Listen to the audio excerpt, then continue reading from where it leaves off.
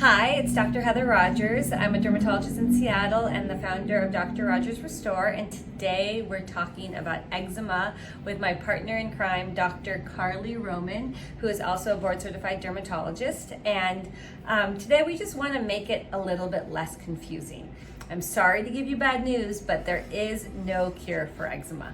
There isn't. So explain to them, why is that? Why is there no cure? So eczema is a chronic condition that, like she said, there is no cure. So it's something that often people get at a young age, so early childhood, infancy. It gets better. So some people do, quote unquote, grow out of it, or it does improve.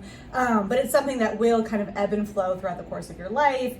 Stress, cold weather, certain irritants, like definitely things can flare it, but you can have periods that are great. And you go for several months, several years where things seem well managed, but it's not like you take a pill, tomorrow it's gone. It's kind of persisting for the long term.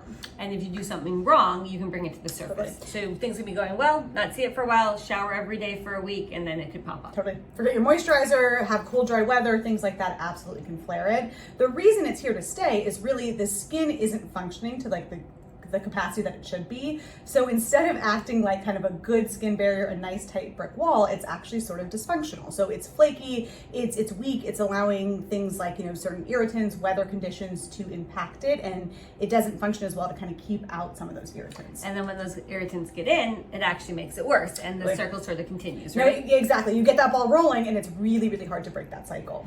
So if you have, so let's talk about kids, let's talk about adults, right? So they're different, they're the same, but they're different. So when someone comes in with their kid and they're having eczema flare, and this is a 2-year-old, like what do you do? How do you help them see their way through it? So with kids, it's often a lot more parent education, because obviously the parents are the ones that are kind of applying the skincare. But really, and we often say like baby your skin. So essentially treat it as like simply as possible. So really gentle soaps, really gentle moisturizers, avoiding things like fragrance, avoiding bubble bath, hot showers, long showers, all of those kind of behaviors that really work to kind of suck out the moisture from the skin. And just doing their best to avoid like wool clothing and just anything that's really going to act as something that's kind of an irritation to the skin. And is using steroids a terrible thing? It's not. So sometimes it's necessary. This is important. So totally, when used appropriately, dosed appropriately, when you are using it correctly, it is sort of what the skin needs.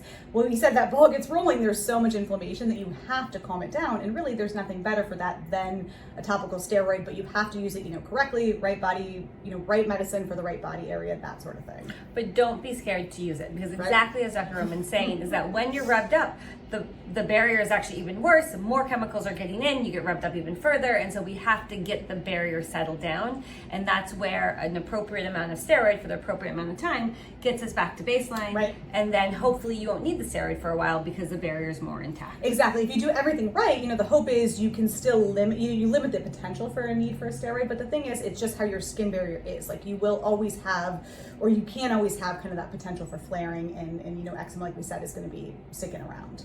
So I would say most pediatricians and many dermatologists recommend that you use Aquaphor if you are a kid with eczema. Yeah. And as somebody who I know knows about Restore, but like outside of Restore, like talk about the ointments, talk about like what you tell people to do if Restore didn't exist. Right. So something like a greasy ointment is great because it's occlusive and really is going to prevent the water loss from the skin. So we're acting to really hydrate that skin barrier. The problem with Aquaphor is it contains lanolin, which we know can be one of those common either irritants or people are developing contact allergies to them. So it's not the cleanest, not the most simple kind of product out there that we can use, obviously. Yeah, exactly. And it's one of these things where Dr. Rogers Restore Healing Balm has ingredients that your skin can use and will bring back the barrier, but it's expensive, and I'm not going to say it's not expensive.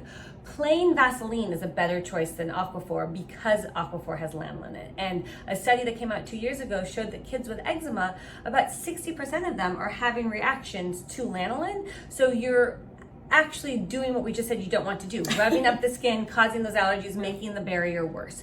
So yes, you want an ointment, you want something that's going to protect the skin, and that can be a petroleum-based ointment like Vaseline. If that's all it's in it, it's just Vaseline. But Neosporin, Polysporin, Aquaphor actually all oftentimes do more harm than it's worth. If you want something that's more plant-based, that's where Restore Healing Balm is really going to be effective. And petroleum, your skin can't absorb.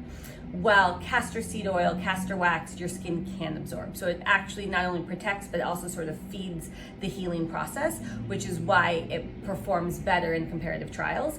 But the point is that don't get Aquaphor, even if your pediatrician tells you to do it, because we see the complications of it, right? And that's actually why I made Restore in the first place, right? Is that I got sick of seeing allergic reactions to Neosporin, Polysporin, and Aquaphor, and that's the reason why I went down this road.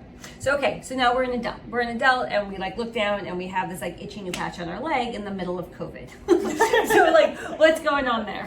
So that in that case, likely stress is playing a role. The other thing, I mean, thankfully spring's right around the corner, but the cold, dry weather is likely causing some issues as well. And so in that case, hopefully, if you're someone prone to eczema, it might be stubborn, but if it's kind of a new onset patch, hopefully it's something that you can get rid of relatively quickly. Exactly.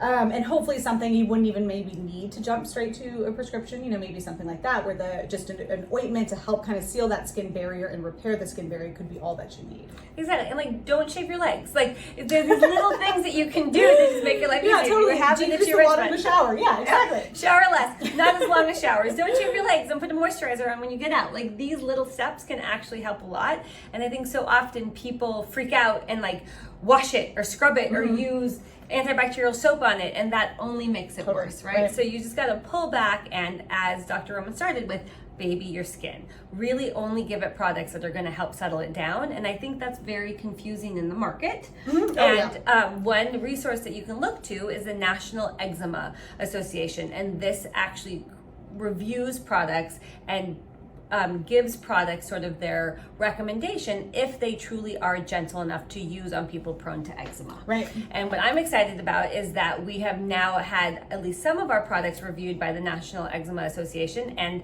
the Healing Balm, the face wash, and the face cream have all passed. And we now have the ability to put their logo on our packaging because they're safe for eczema skin. I made them for post-procedure skin. So after I did surgery or lasered individuals, I wanted them to have products that they could really count on that weren't going to irritate the skin while it was healing.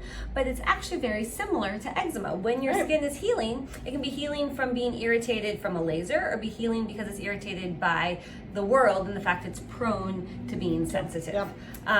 So I'm excited about that, and I'm excited about you coming and celebrating with me.